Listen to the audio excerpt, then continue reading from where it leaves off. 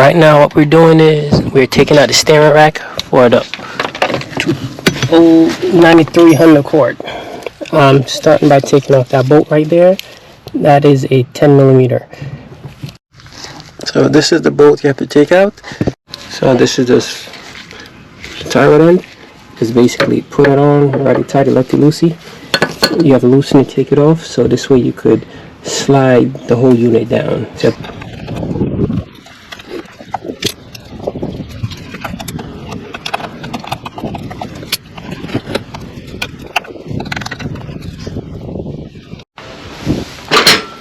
If you don't have the engine installed, it makes it a whole lot easier. So right now we're gonna take out these, I think these are 12s. Yep, you have to loosen these up. There should be 3 of them that holds it to the actual body of the vehicle.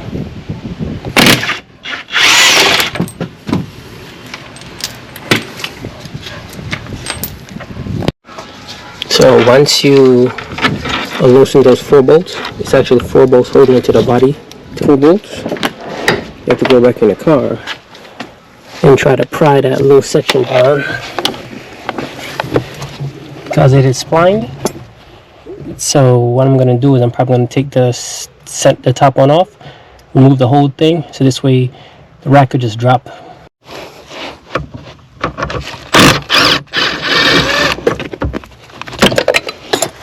Yeah. So this is the U joint that we're fighting with to get off.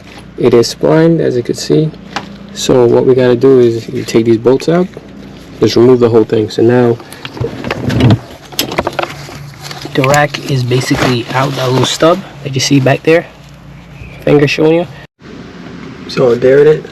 The rack's about to come out. You can see that little section, that's the shaft. I showed you from inside.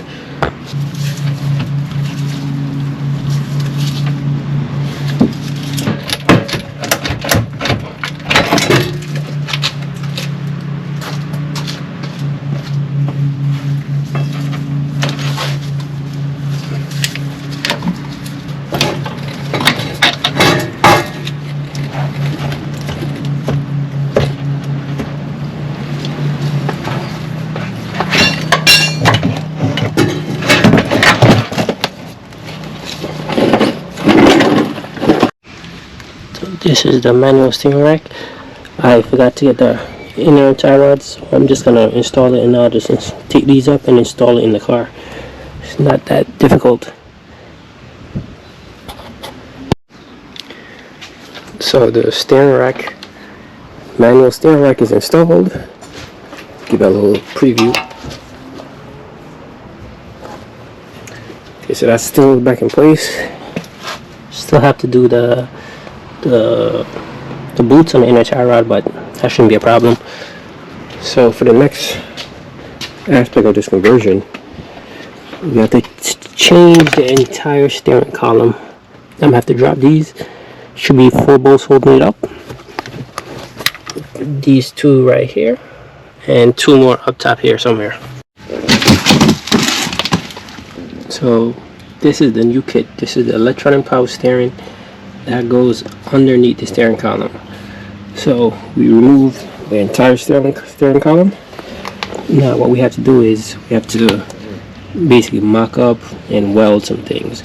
So this is the new half shaft I will be using when that connects to the rack. This is the shell. Basically this bolts up to where the factory one used to bolt up, which is here. So that keeps it secured. And this has to bolt up somewhere. I don't remember the exact order, so I'm gonna walk you through it. Just the first section of the column in, and there it is. I had to cut it and re-weld it a few times. So before it was hitting this, it wouldn't move. Now we got full throttle. Clutch is fine, and now the brake is fine. Just gotta take it off, weld everything up, and then we should be good to go ahead with the second half. So we're back again on electric steering. We're trying to get everything hooked up. So far we have this shaft welded up. That's where the steering wheel goes, so that's all taken care of. Now I just gotta bolt it on, mount it up, make sure everything is in place, and then hook up the secondary support. So I'm gonna, figure it out, and then I'll show you guys how it's done. So this is how it's supposed to be. I have this set at an angle where it's tucked up in the corner over there. But everything is welded on. Now this input shaft is connected directly to the motor, and this outer side is just basically a shield to help support it to the body of the vehicle. What I did was, this is the OEM support bracket. I just flipped it, whereas normally this will be mounted that way, and I just have to flip it over, and I cut off a bit so I could fit right here. I cut up a little bit so the clutch sensor could still clear. So hopefully tighten this up, bolt everything down so I could start attaching the section to the wheel. Mounted up, everything's mounted up. It's held in place by this little bracket over here.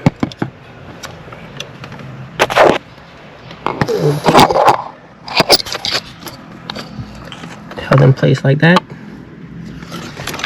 And this two are the normal two. I'm gonna attach this. Hopefully everything is clear and works smoothly. If it does, then that'll be good. If not, I have to figure something else out. Everything is bolted in. I'm just gonna put the steering wheel on, test it, and make sure everything works. It doesn't bind up. If it does, I'm gonna have to separate it and cut and re-weld. If it does bind, I would have to separate it and cut and re-weld that attachment. So the steering wheel is on, turning freely.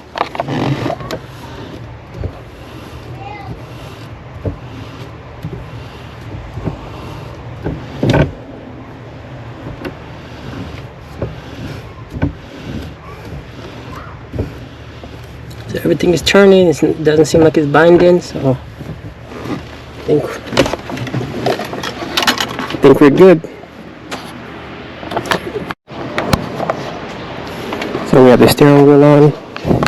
I just have to find the accessories, like the switch and everything. So this way I could just reinstall it, because this one is the 94 to 97 steering column. So I just need to find the adapters, or the switches that goes here to run that. So that should be good. Steering wheel turns. Let's see. Okay, that one's all the way out.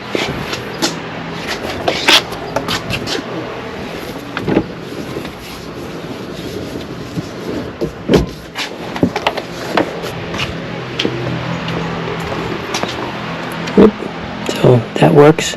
So now what I have to do is, the axle just came in. So I'm gonna set the throttles in, and I'm gonna work on the tie rods, inner outer, and then that should be able to fix the issues. So with everything I had, this is the best I could do. This one is fairly nice. This one got a little mini kink right here. It's not too crazy, so it should be fine. And that goes on there. I have the cap over here. I have to block that off and fill up these two holes right here. And then I should be able to fill this whole system up with antifreeze, and then just fix this filler and figure out the drain, and then I should be able to start it, or at least take the turbo off and then start it.